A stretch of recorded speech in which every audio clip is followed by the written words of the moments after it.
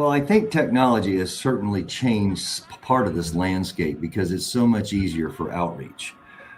I run into business owners all the time, and they're almost getting sick of being approached by business brokers because a lot of the outreach is through email campaigns, LinkedIn outreach, Facebook outreach, you name it. So that has changed even during the 6 years that I've been a business broker. But what hasn't changed in this industry and what is getting kind of lost is just direct outreach. Learning the local community that you're in and rubbing elbows with business owners and letting people know who you are and that you're a resource. Because if you're selling a business in Ohio, most business owners don't want to list a business with somebody in California. No offense to anyone in California, but being local helps. So there's still that human aspect to this business, without a doubt. The buyer problem hasn't gone away, and there's nothing. The reason for it is there's so many people that are pursuing good quality businesses, and they don't come up for sale very often. They certainly don't hit Biz by Sell, Deal Stream, Axial, and publishing places like that as often as the buyers would like, because some businesses just sell word of mouth to one of their competitors and they never see the light of day as a published listing. Well, I have just matured to that point now where I have told clients this is not a listing I'm willing to take. There's just not a good chemistry. Things get off on the wrong foot, or you see the red flags that you learn to recognize that this is probably not somebody that really is serious about getting closing. Save yourself the time and cut that darn cord now. Yeah. It's when you're new, it's not easy to figure that out, but there's always that little devil on your shoulder. I don't care what age and what experience level you are, that there's a problem. That's probably screaming at you for a reason. Sometimes it's worth taking a chance, and if you're new to this, you're probably more likely to do that. But yeah, no to somebody is probably the right answer. Turn them over to another business broker or let them go find someone else that they can work with. Do yourself that favor, do them that favor.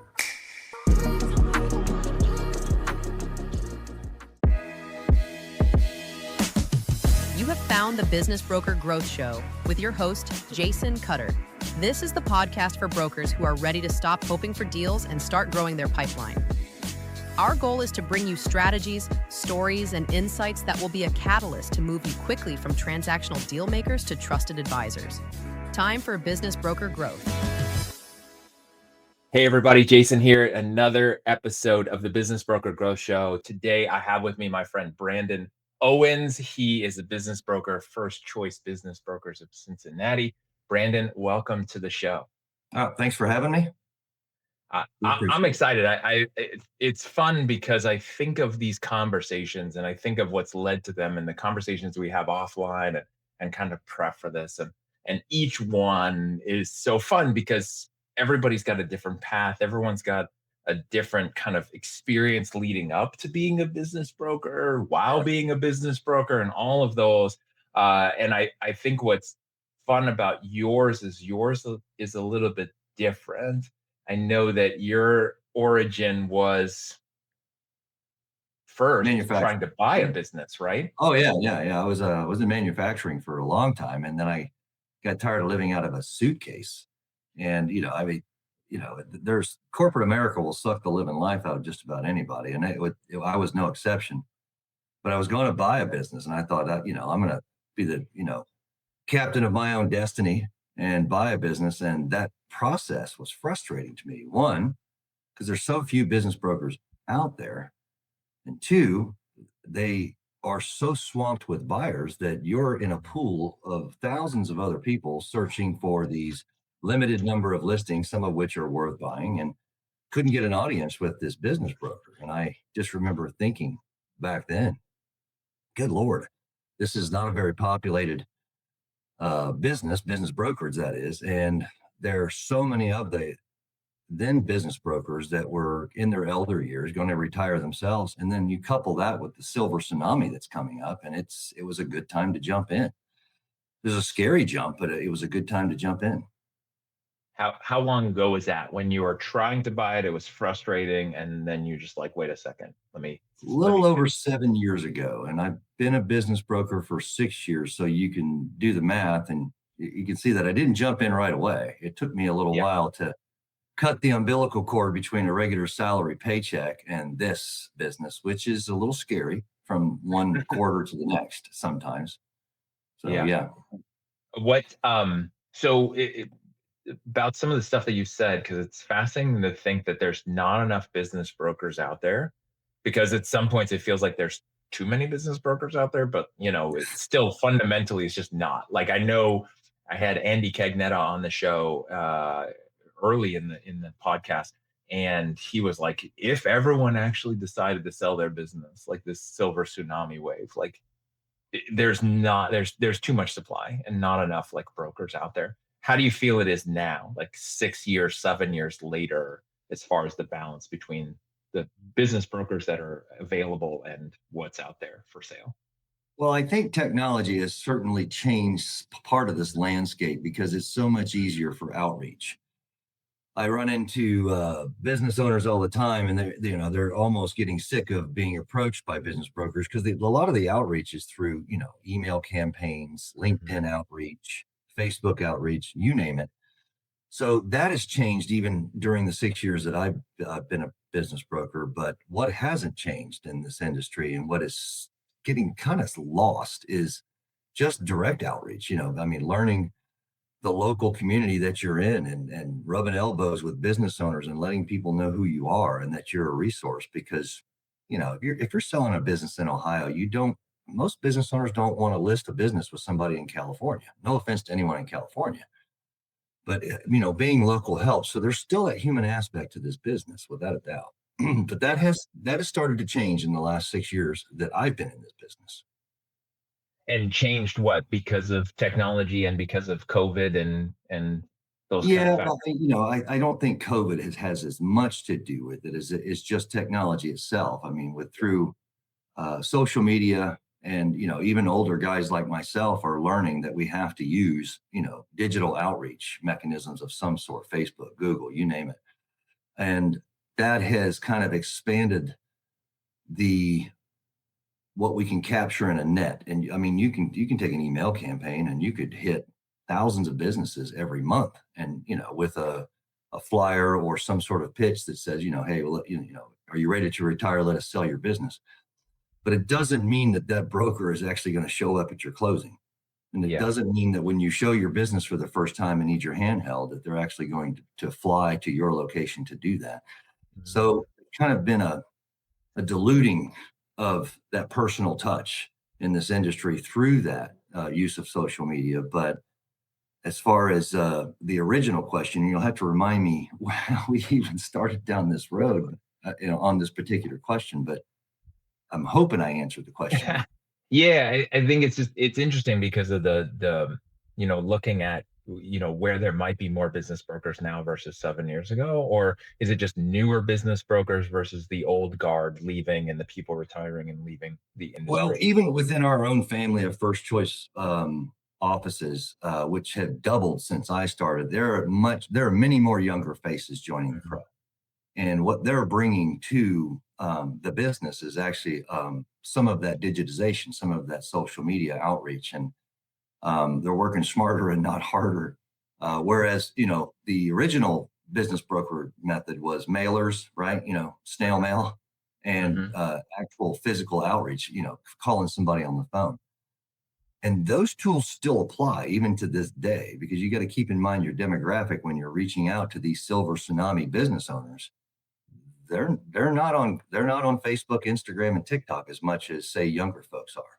Yeah. And they do open their mail, and they do answer their phone, and a lot of them are chatty. They don't mind talking about their business. So, those original tools actually still work, and they work quite well. If you couple that, though, with digital outreach, then of course you're going to improve your results without a doubt. So we're seeing even in our own offices, some very successful young folks getting into this business that are doing a marvelous job. They're running circles around brokers like me, and it's impressive, and I applaud them for it. But the business itself is still relatively unchanged. I mean, to say that there's only 4,000 business brokers out there, and I'm not even sure where that data comes from. I've just heard that data set several times over. Yeah. Within the business brokerage industry, you still have tiers of different business brokers. There are some people that are commercial realtors that occasionally sell a business and consider themselves a business broker, but maybe they're not an expert at doing valuations like a really well-trained business broker is, or maybe they don't have their CBI designation, which means you've had the discipline to take several classes through IBBA and to get your certified business intermediary designation. So there's not all of them are created equally. And I've even seen residential realtors try to sell businesses for business owners. And ethically and professionally, they have no business doing it whatsoever. I've literally taken listings from existing business owners who listed their business initially with a residential realtor, not saying that they weren't capable, but there was no valuation of the business done. They just went with what price the owner wanted and they failed. And there was no mystery as to why they failed. And the outreach wasn't there. The method of just throwing something out there on a website and standing there with a catcher's mitt and hoping someone's going to call, that just doesn't work. No, it doesn't. And there's a lot that goes into it. I know for you, one of the things we talked about was your entry into this and how the first year went, which is probably similar to a lot of people's first years, unless they have a really big network or they're part of a group that has some marketing feeding them, right? Well, how was it for you in the beginning? Well, our business model was, you join a group and you initially get, several leads that are provided by whichever franchise you join. I don't care who it is. But in this business, as in any business where, you are the income, it's up to you. I mean, you have to do that outreach. You have to get on the phone and call business owners that meet the profile or the type of business that you're looking to engage. And my first year was no exception. Most people that I talk to that are thinking about getting into this industry, either as a broker or just an agent, I tell them, the first year you're going to be eating ramen noodles and baked beans. And then once you get to that 9th to 12th month, you can start surf and turf again, because it takes a while to get a pipeline of listings under your belt. Yeah. And 2 or 3 listings is not going to make your day. It takes a dozen or more decent listings in order to make a decent living at it.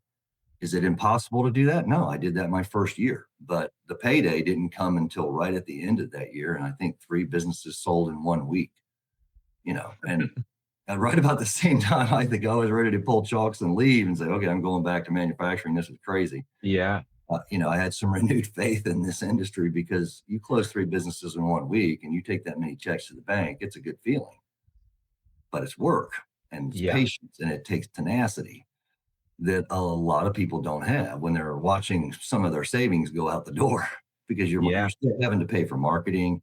You still got to pay for, a seat on Biz Buy Sell. You definitely want that presence, So money's going out the door for the first 6 to 12 months, and then it starts coming back in.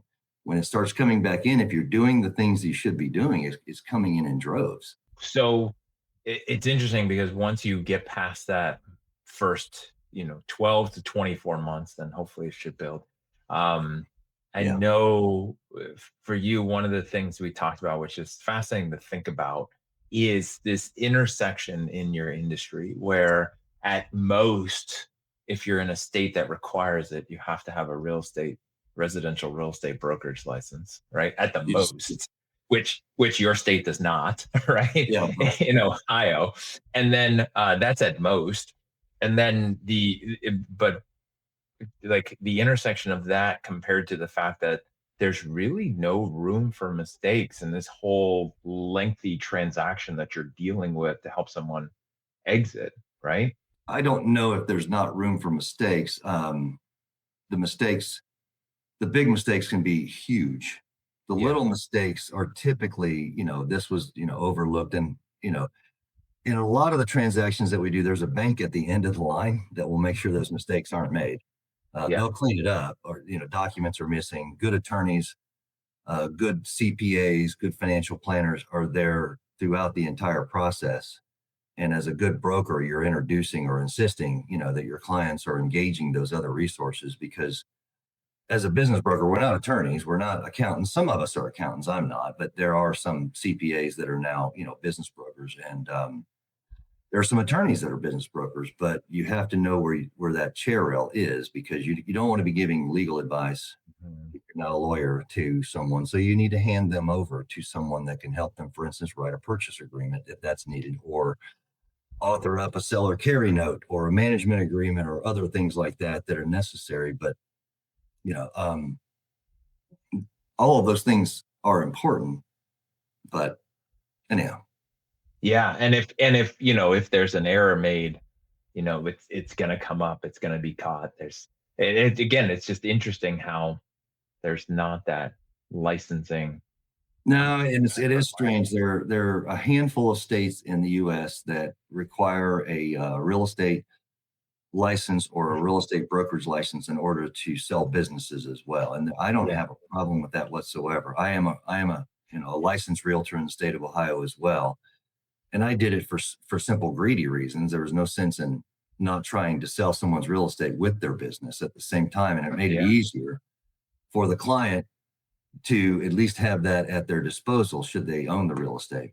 And I think the other thing that it does as a broker is there are ethical considerations and canons and things like that that you learn through the real estate licensing process that you automatically bring to your game as a business broker. Mm. Treating your customers, for instance, with honesty, integrity, is just one of those. I mean, we usually represent the seller exclusively, but that doesn't mean we're going to walk all over the buyer, and I think that the advantage of having a real estate license in addition to that is that you're held to a slightly higher standard. That makes sense. And it's something, it's better than nothing, at least in those states that Yeah. that it is required, or that people like yourself realize, like, hey, this way I can do both. Right. In the beginning, you were talking about when you were looking to buy and then realize this whole industry and where the inefficiencies were, is that there were, not enough brokers, and then also too many buyers, and the brokers out there were flooded with buyers. That problem still exists today. Yeah. So where does that challenge still hit you? And I'm guessing 7 years later, technology is used both also by the buyers at scale, which means they can do even more Yeah. faster. Where does that come in with you? How do you handle that? The buyer problem hasn't gone away, and there's nothing. The reason for it is there's so many people that are pursuing good quality businesses, and they don't come up for sale very often. They certainly don't hit Biz by Sell, Deal Stream, Axial, and publishing places like that as often as the buyers would like, because some businesses just sell word of mouth to one of their competitors, and they never see the light of day as a published listing, and they don't sell to a broker. They don't even sell. They just sell, business to business. Yeah. And I don't even know what percentage of businesses actually do sell that way. But in the industry that we're in, Main Street to lower middle market businesses, $0 to $50 million business, there are probably, and this is just a guess, for every listing that I put out there that I call a good listing. When I say a good listing, it's got $300,000, $350,000 or more of cash flow per year.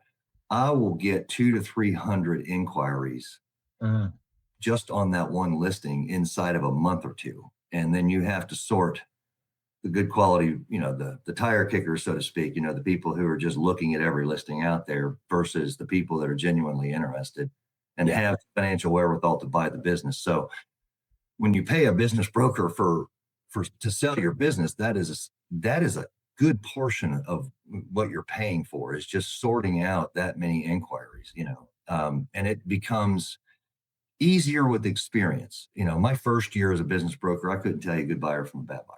They were all great buyers as far as I was concerned. I've since learned, I kind of know, and I can intuitively, just see a lead come through that somebody links to one of our landing pages for a listing that we have. And the other thing I've noticed, that the buyers that are serious, they'll pursue you. They will blow your phone up. They'll find you, and they're very tenacious. But you still have to, unfortunately, sort through and sign, non-disclosure agreements for other people that are looking at your listings, and it's time consuming. So I don't think that the proportion of buyers to sellers has changed much over the last year. I do believe that technology has helped actually make listings a little more available than they used to be. So maybe we're seeing more activity, than we And used. how do you deal with that? Like, if there's hundreds of inquiries coming in, how have you found to just sort through that without going crazy or spending your Well, whole life making automation inquiries? helps. It used to be when I first started, you had to manually send them an NDA, Mm, set it up through DocuSign, set all the fields up, have them sign. That was very time consuming. And now yeah, we automate most of that. It once they hit our landing page, we get their first, last name, email address, phone number, what listing they're interested in. They automatically get sent a non-disclosure agreement, which they have to sign. And if they don't sign it, they don't see anything. But if they do sign it, I have to sign it on my end, and then they'll automatically get what we call a teaser, and it's like a SIM level one, for lack of a better term, in our industry parlance. And that teaser is very confidential. It doesn't have the name or address of the business. It just gives you the high level numbers, maybe a general location like Southern Ohio or Eastern Indiana or something like that. And if they're interested beyond that, we invite them to call us. I like to have a conversation with anyone that is that interested in the business. And then we have, after that conversation, we typically will ask them for proof of funds if they're serious. And that is typically what separates the people that are really interested versus those that are not. We're not going to disclose the name of a confidential listing that we have to someone that doesn't have the financial wherewithal to buy the business. This frustrates some people. I think I bet. we do it a little differently than other brokerages do. Other brokerages might just, as soon as you sign the NDA, they'll tell you who the business is. That's nuts. Because in the example that I just used a few minutes ago, if I have 300 inquiries and all 300 of those people sign an NDA, and I tell 300 people that, Acme Incorporated down the road here on Main Street is for sale, the chances are fairly high that someone's going to kiss and tell, and the word is going to get out. And then now you've severely injured that business potentially if the employees find out that they're for sale, the suppliers or vendors find out they're for sale, and it's never good. So we kind of guard that really closely, and we put some Yeah. additional steps in the way before we tell, a potential buyer who this business is. And there's some other tactics that I use when I'm signing an NDA, for instance. I always look at the address. Where are they located? They're trying to buy a mom and pop restaurant, in Southern Ohio, for instance, and they're in California. Please, I'm probably going to decline that. You Yeah. know, and I've heard this one before. Well, if I buy it, I'll move to Ohio. Well, move to Ohio and call me. Call me when you're here, and then I'll take you. So this is part of that art form of knowing, who to engage and who not to engage. Yeah, and I really like that because I remember when we spoke initially, I was thinking about that, and I don't know any specific brokers that do it the other way that you said, which is, NDAs for everyone signs, and then here's all the info. Like, I don't talk to any of those brokers. I think I end up observational bias. I talk to a different level of brokers just in Yeah, general, like yeah, people like yourself. But it's interesting to think about that, like being selective, and then even the NDA, and then here's this essentially still it's a redacted level of information. And then if you have the proof of funds, then we can really then we yeah, can talk serious stuff. yeah. And I think you owe that to your client, Yeah. that level of confidentiality and care, because let's face it, if you inadvertently let the wrong person know that this business is for sale, it could be a competitor. Yeah. Now they go down the road and start poaching their employees and whispering in their ear saying, "Hey, Kevin is selling his business," or whatever. Hmm. You've done some serious harm. Yeah. Yeah. That's not good. And so it is interesting to think of that at scale, where the balance, I think, is always important with the technology, the automation. Everyone gets an NDA, and then the manual part, which isn't just like full automation, like everyone could just walk themselves through the whole process. I Yeah. think that's important. How do you see buyers dealing with that? Like you said, sometimes they get frustrated, they don't want to have to do the proof of funds. Yeah. I know that you Yeah. don't care, that's not who your responsibility is, but like, are you seeing buyers changing and getting more? Oh, they're getting more attuned to it, and when I, even compared to 6 years ago, I had people 6 years ago when I first started, literally yelling and screaming at me on the phone and saying, "Why would I show you my financials if I can't see theirs?" I'm like, it's my rules. I make the rules. You want to see it. I see your proof of funds. Otherwise, we're not talking anymore. Now, Yeah. when I push back and ask for proof of funds, it's a little more automatic. It's almost like the buyer pool out there is getting trained and getting attuned to this, which is good because then it saves those additional conversations, which can eat up a lot of your time. Yeah. The one group that's still stubborn, and there's a little bit of a gap here, is private equity groups, independent sponsors, firms that act like private equity or family equity groups. Most of these groups will tell you they don't have proof of funds. Oh, we got all of our capitals locked up over here in this fund, or we can raise the capital per deal, et cetera, et cetera. And when I push for proof of funds from them, Yeah. I get a lot of pushback. Let's just put it that way. I don't care. I can start a website tomorrow and just say I'm a private equity group and without any proof, and I direct you to my website and you're supposed to believe me. Yeah. I'm not that guy. I'm not going to be an easy pushover. You're going to have to show me that you have the financial wherewithal before I disclose to you that a very large business in, the Toledo area is for sale or something like that. In your evolution, 6 years in, starting 7 years with trying to buy one and then seeing what that whole process was like, how do you feel, or what do you do, and what's the mindset around industry specialization? Do you have like a business size kind of focus? Where is that? Because I know some brokers are like, I only sell these kind of industry, this kind of industry. Others are like, anything in this size. Is it a region for you? Like, what have you found over the years? We're industry agnostic, just Yeah. as a firm, and always have been.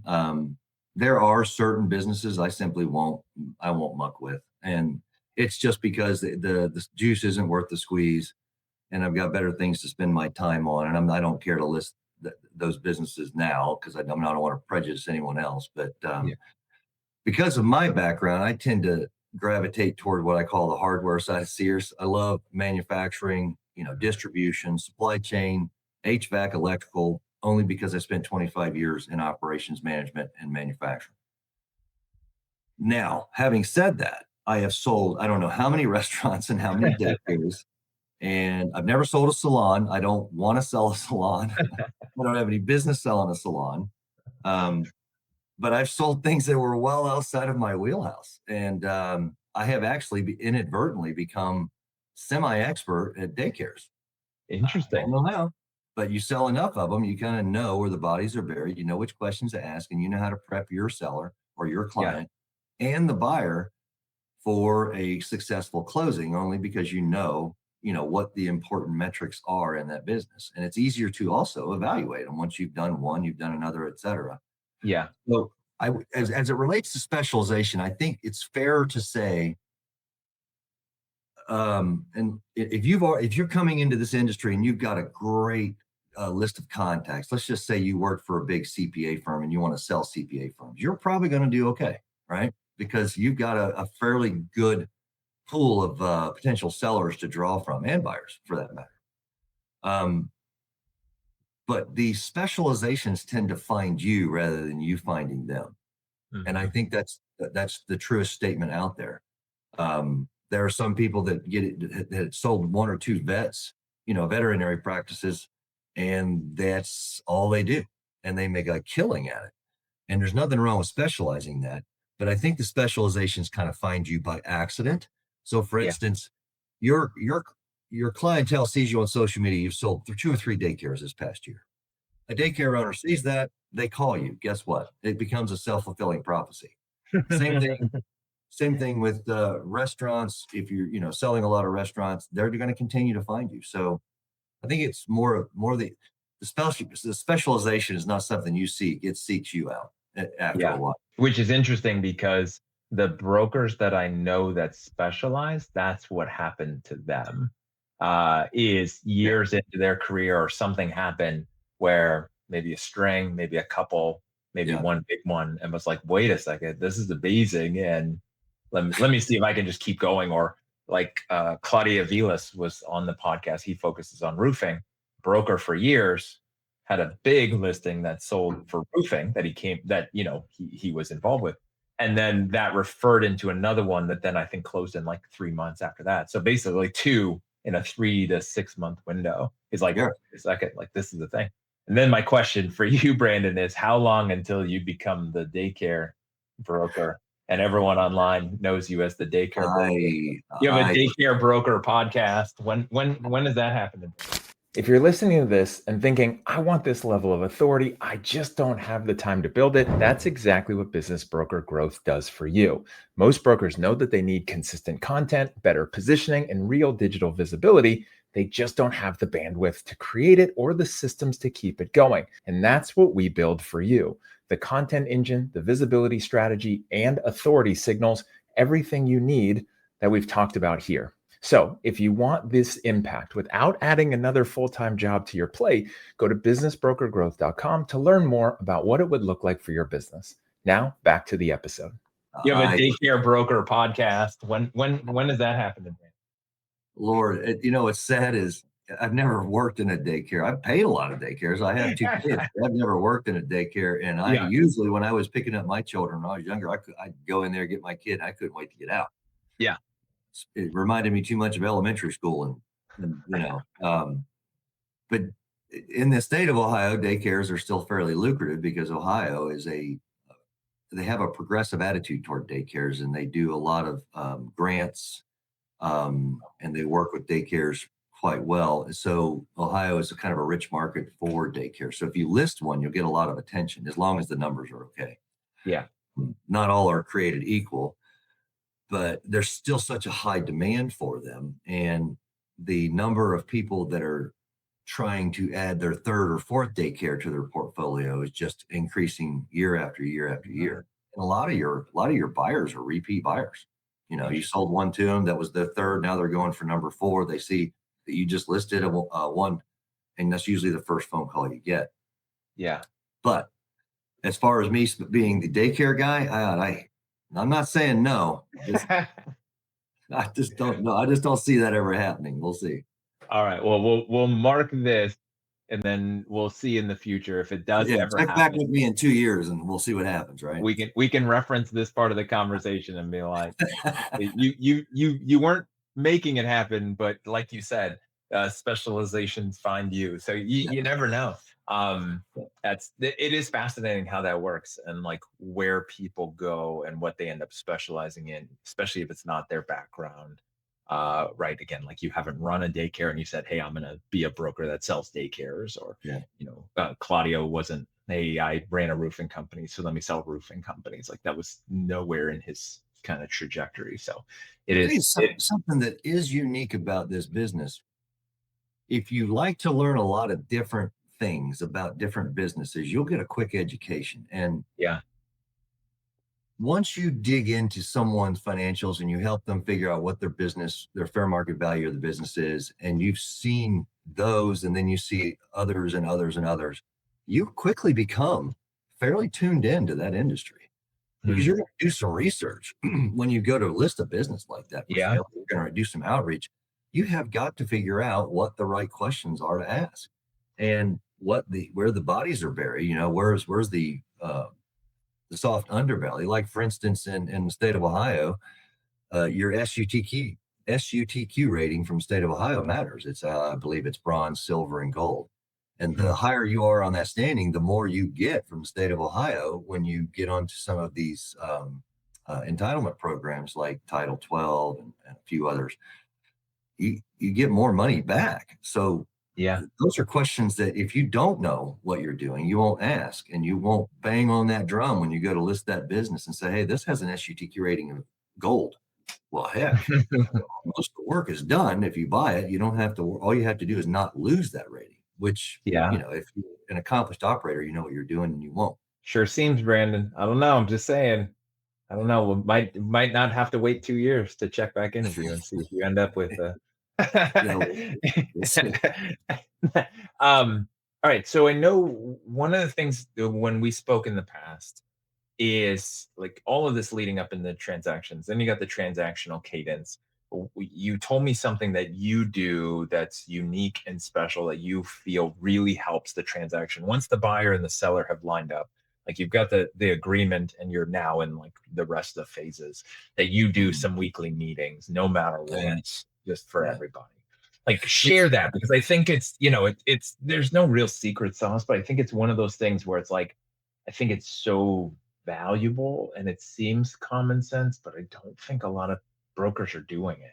I don't know if they are or not. I've just found out what works for us in this office, and that is once you have a signed agreement and you're in, let's just call it due diligence, right? Where information is needed back and forth, and it's important that you're timely, that you're responsive, et cetera, et cetera.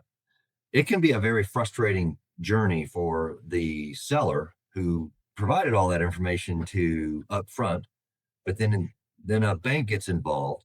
They're talking to the buyer, telling the buyer, hey, we need, I'll give you an example. We need the financials for the last 2 years on their profit and loss statements by month.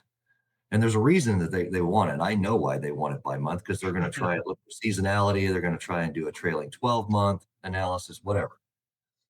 But the buyer then comes to me and says, hey, I need these financials by month from Mr. Seller.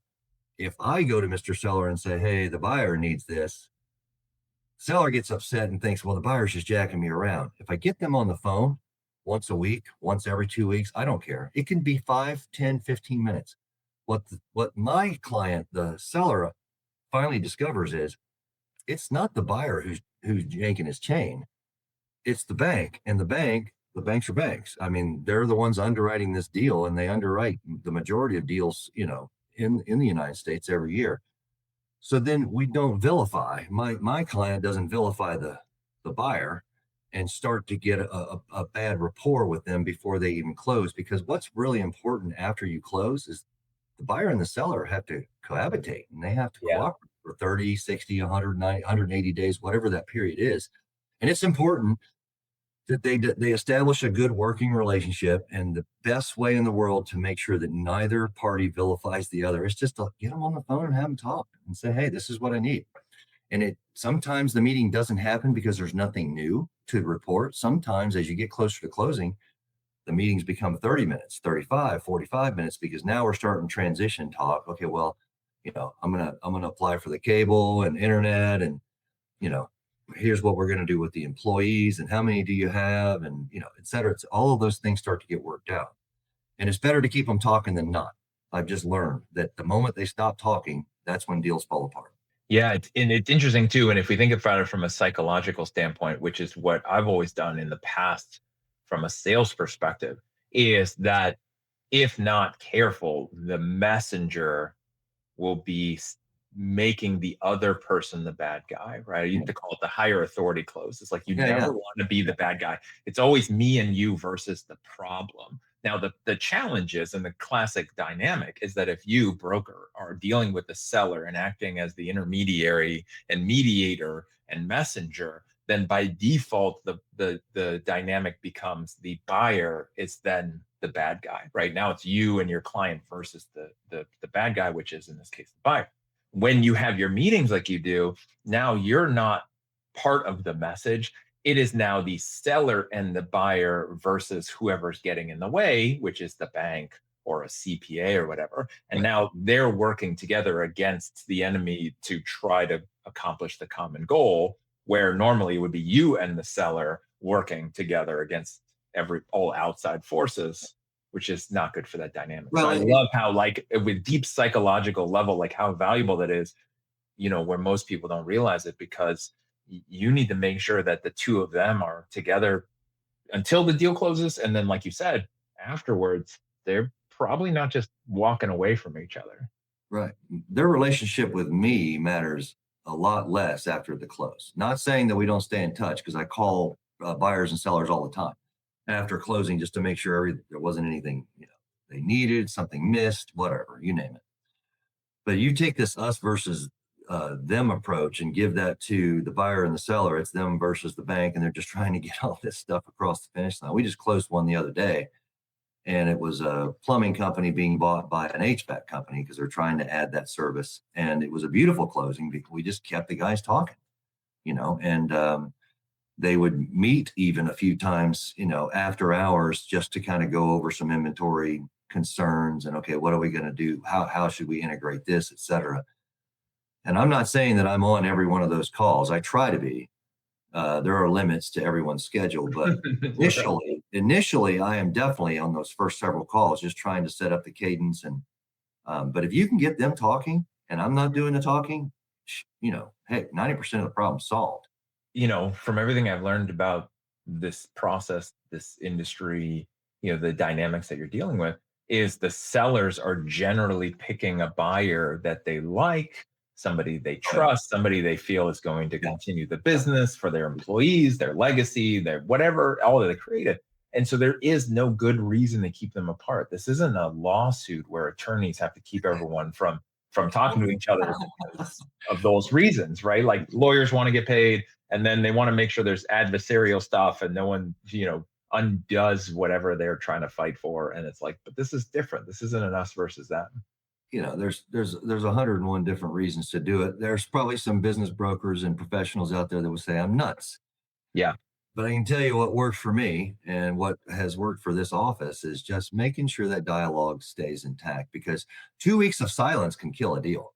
Yeah. You can get a call from your client, the seller, and say, hey, I haven't heard a darn thing from this guy. Can you find me another buyer? Well, wait a minute. Why are we putting horns on this poor buyer? He's waiting on information from his bank, or he's waiting on clearance from this. Well, if you keep them talking, then the other one knows what the other one's up against. And, there's, again, no vilification of either party by the other party. And that's important.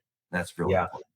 If anyone needs to be a heavy, it needs to be me. If anybody wants to get mad at me, but not each other. Right. It's always okay for you to be the bad cop, or the bad guy, but not the other party, right? Like that's totally okay. Right. And it's interesting because, a common phrase, especially in sales, is that time kills all deals. And I think it's true, but I think the underlying part of that is that time kills all deals if there's silence, and silence kills all deals. That was the point I was getting ready to make. It's not the time. It's the time. Yes, time's one component, but if there's too much silence in that time, people lose faith in the other party, et cetera, or someone changes their mind. Buyer changes his mind, or the seller says, you know what? We had a great year this year. I'm not selling. Seen that happen, so. Yeah. And where, obviously time kills all deals, like enough things could go sideways that aren't recoverable. But having been involved with some transactions in the past, like real estate type things that were really long because one problem after another kept popping up, given enough time, you could solve all of those problems as long as everyone is still on board with the process. You'll always figure it out. And so it's an interesting balance between time and silence, and we got to do this quick. It's like, yeah, but if everyone's just engaged, it will just happen like on the flow of a normal transaction. Yeah. If you pair your client, the seller, right buyer, and they truly are the right buyer, you're not pushing on a string. You're actually trying to catch up to them sometimes. Like, holy cow, okay, yeah, we're that far along. And you're trying your best as a business broker to grease the skids to get the resources that they need, the processes, the paperwork, whoever the touch points are, in their hands. But you're filling in the gaps where there is that silence. You're getting on the phone and saying, hey, Mr. Buyer, I haven't heard anything from you in a while. Is everything okay? What can I do to help? Mm-hmm. Likewise, you're calling your client saying, hey, buyers in due diligence, they requested whatever document, and I haven't heard a peep. Did you send that to them without me knowing about it? And I need to know that those things are sent, and you're doing your job. And sometimes it's easy to forget to do those things, but you have to have a process where you're doing it. You're checking these boxes as a broker to make sure these deliverables are met, because that silence and that time are your enemy. They really are. And you made a really good point there. For sure. I think that's fascinating to just think about.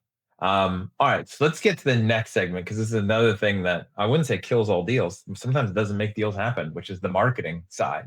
And so this is the part where we talk about marketing tips. Obviously, you have to have that full funnel pipeline. It helps when you go into maybe a franchise or a group and there's some leads for you to work on. But like you said in the beginning, and constantly, especially because I know the dynamic is once you get busy on some transactions, you're dealing with hundreds of buyers, like, things start to slip on the marketing side, and it's tough to do all of it. So when you think of marketing tips, if you were to think of stuff that, would help brokers or that you found has helped you keep the pipeline going, keep it full, at any time, what do you have? What comes to mind? God, there's so many. There's so many facets to marketing yourself in this business. And let's face it, brands are brands. There's, I don't know how many different business brokerages out there, and most people can't even recite their names, but they'll never forget your face, your name, and your performance. I'll just give you a few anecdotal stories. Like, beginning of last year, things had slowed down. It seemed like the pipeline was starting to dry up. So getting a little worried.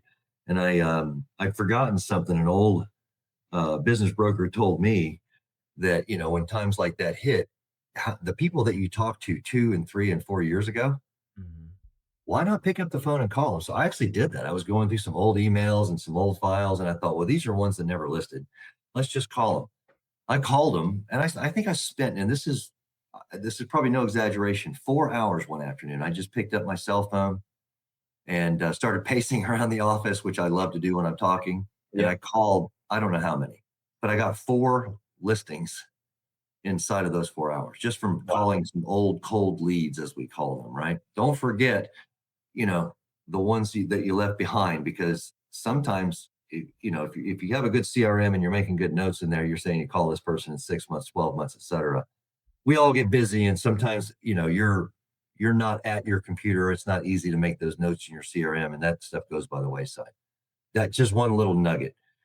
The other one is you can't afford to sit in an office and run a virtual office and not get out and meet people that are in the business community that you're in: CPAs, lawyers, financial planners, other business owners. Join a networking group. I don't care if it's a 3-letter acronym or a 5-letter acronym. Join some local chambers of commerce and some networking, something that you're comfortable in, that has a good mix of people that are what we call centers of influence, right? So for business brokers, CPAs usually are a great center of influence. For us, they're a great resource because they typically know before anyone else that someone's going to sell their business. Lawyers are probably second, financial planners a second or third. But then just getting your name out there in a networking group, I I can't say how important that is. And it's also good just to get you out of the office every once in a while and shake hands with folks, right? Uh, Yeah.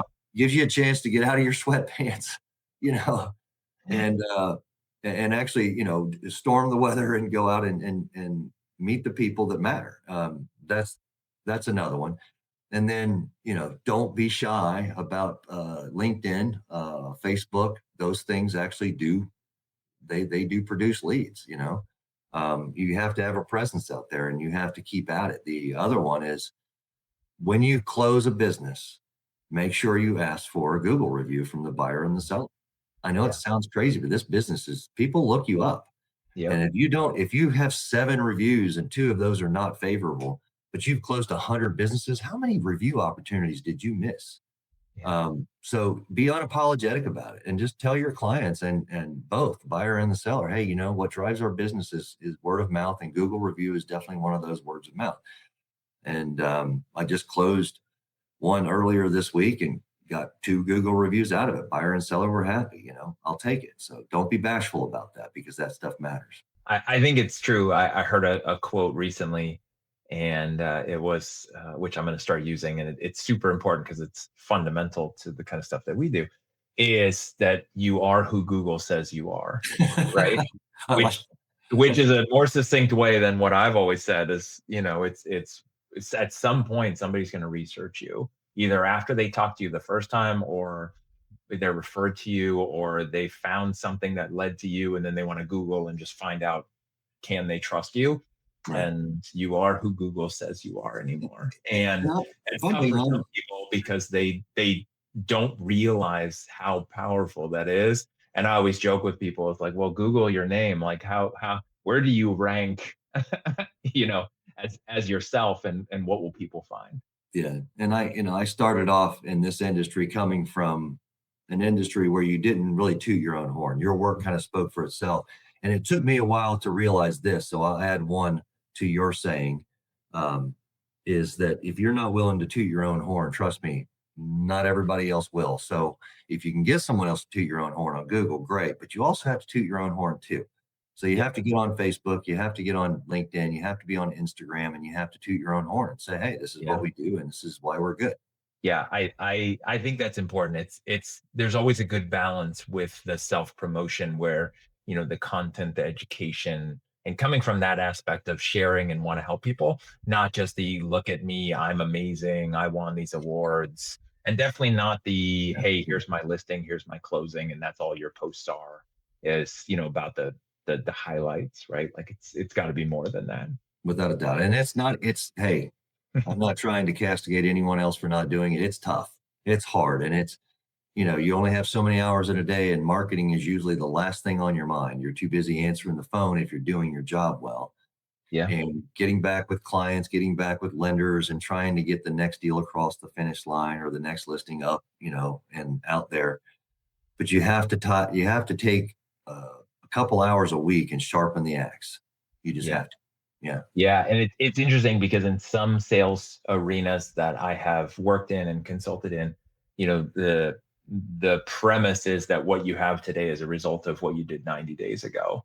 Right? I couldn't agree with that more. In your world, I think that could be 3 months to 3 years. Oh, whole span. Like, you're not planting a seed that turns into an apple tree tomorrow, right? No. That's not what's happening. And business brokerage is not a get rich overnight scheme. It never has been. I'm not saying that there hasn't been some people out there that have probably done it, but you have to lay the seeds, you have to lay the foundation, and it's not laid in one day. It's in months and years. All right. Now, I know, because we spoke about this, there's one that was also on your list of marketing tips. It's not really a marketing tip. It's a growth tip, but it's not a marketing tip per se, but it's that it's okay to say no sometimes. I think that one's really important, because I sometimes salespeople get in the mode, they say yes to everything, they want everything, they move everything forward. If you've done it long enough, you realize how terrible that is. Yeah, and most business brokers, when they start up, will be encouraged to take every listing that they can, because that's how you cut your teeth and that's how you learn. And if you're going to fumble a football, you don't want to fumble it on a $20 million deal. I'm here to tell you don't want to fumble a football at all on any deal of any size. So there are just some clients, there are even some, clients that are sellers and clients that are buyers that are they're not the right mix. They're not the right buyer for this person's business. And I have just matured to that point now where I have told clients, this is not a listing I'm willing to take. There's just not a good chemistry. Things get off on the wrong foot, or you see the red flags that you learn to recognize that this is probably not somebody that really is serious about getting to closing. Save yourself the time and cut that darn cord now. Yeah. It's when you're new, it's not easy to figure that out, but there's always that little devil on your shoulder. I don't care what age and what experience level you are, that there's a problem. That's probably screaming at you for a reason.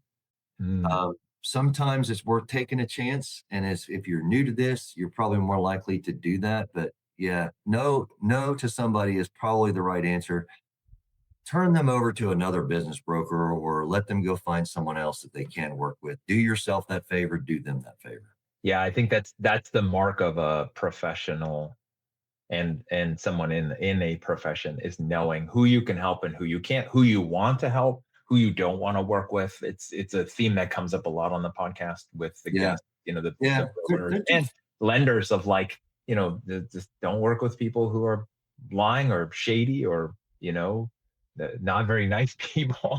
Even lenders aren't all created equal. I mean, even within the same branch, it's at some bank, there's, one loan officer that's better than the other. But within the community that we work with, business owners, the red flags are typically there at the beginning, and you will ignore them if you're desperate. But as you get less desperate, you mature and you go, okay, I can't see this guy ever or this gal ever going to closing. And in business that we're in, we don't get paid until it closes. So you can put a lot of effort into something that never goes anywhere, and you've lost, you could lose, 100 to 200 hours in a year on one engagement, just going down a rabbit hole that never was going anywhere. So I think that's great. And I think that's a really good list for anyone listening to this business broker. Go back through the list that Brandon was saying and kind of flew through. There's a lot of good tips in there. So let's go to the last segment. This is always interesting because it's such a wide range of responses. This is the deal that got away. This is the lessons of the lost deal. What kind of experience happened, and then what kind of lessons from it. Maybe a cautionary tale for brokers, cautionary tale for business owners selling, or buyers, or whoever it might be. What comes to mind? Which it's always interesting too, because sometimes like they just kind of stack up, and here's like I don't even know how to pick one. If you have one that's kind of a good example, what do you got? I have one, and I've had two just like this, where if you don't read the tea leaves through the engagement, you're missing something important. So it was a very lucrative listing, very sellable numbers in an industry that was very popular and got a lot of attention. When I say a lot of attention, at one point I remember at the end there were 350 total inquiries, and something like 100 to 200 NDAs signed. And I had introduced this seller. I think it was 8 or so potential suitors, and there were 6 to 7 LOIs offered. Wow. Now, not all at once. Now, one would be coming in, and then the seller just kept finding a way to shoot this one down, or we would go back and negotiate and get it just the right way. And then at the 11th hour, my client, the seller, would say, I'm making so much money here. I don't even know why I would sell this. Why would I sell this for that amount of money? I'm like, because that's the price we put out there, guy. You want me to put it out there for more? And this kept going on and on and on. And that particular, I remember that year very well. A few other deals had fallen through, listings didn't happen, and this became a fairly decent sized listing. And I got emotionally attached to it. I'm like, this one we got to sell. This one's going to be a decent payday. I've already put a lot of work into it, and I just kept pushing on this string. And then finally, at the very, very end, it just became evident to me after he turned down the 7th offer, this gentleman has zero intention of selling whatsoever, and I have been taken for a ride. And I'll bet, and this is probably a fair guesstimate, 300 hours, 400 hours that year, just working on that one, with all the trips we took to the person's facility, meeting buyers coming in from out of town, at various restaurants or wherever. And you can put a lot of time and effort into something like that. And this kind of goes back to the saying no thing. At some point during the middle of this, after he turned down the 3rd or 4th offer, I should have just surrendered the engagement back to the guy and just said, look, it's obvious you have no intention of selling. And I could tell that he was just trying to wait me out. Wow. And they're just overtures, just little things that he would say during the selling process. And it didn't matter what I brought to this guy, he would find a way to get out of it. And he was just one of those reluctant sellers, he had seller's remorse. You realize what he was getting ready to do and change his mind. And what he didn't have the heart to say to his broker was, Brandon, I've changed my mind, and I'm just not going to pursue this anymore. And it could have saved us both the time and effort. So recognize what a ready, willing, and able seller looks like as much as a ready, willing, and able buyer looks like. And that's not always easy to do. No, and I think if you've gone through scenarios like that, whether broker or just in life in general, then you start to realize in retrospect the red flags that were there that you ignored. And then you realize like, okay, so if that happens again, there is a pattern, and maybe stop it and have an honest conversation. You don't have to like abandon completely in that moment after the second buyer is rejected, but like realize like, okay, when we put up or shut up moment, like, are we going to do this or not? And it is fascinating. It is wild to think of that in retrospect, to how many hours was invested in that.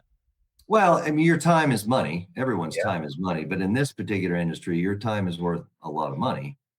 And the opportunity cost of sticking with a dead listing that's going nowhere like that meant that there was probably other things that I was missing on this side, that I should have been pursuing post haste, and, shoring up the business that way. But I learned my lesson, and I'm not saying it won't happen again, but it won't happen like that. That's for darn sure.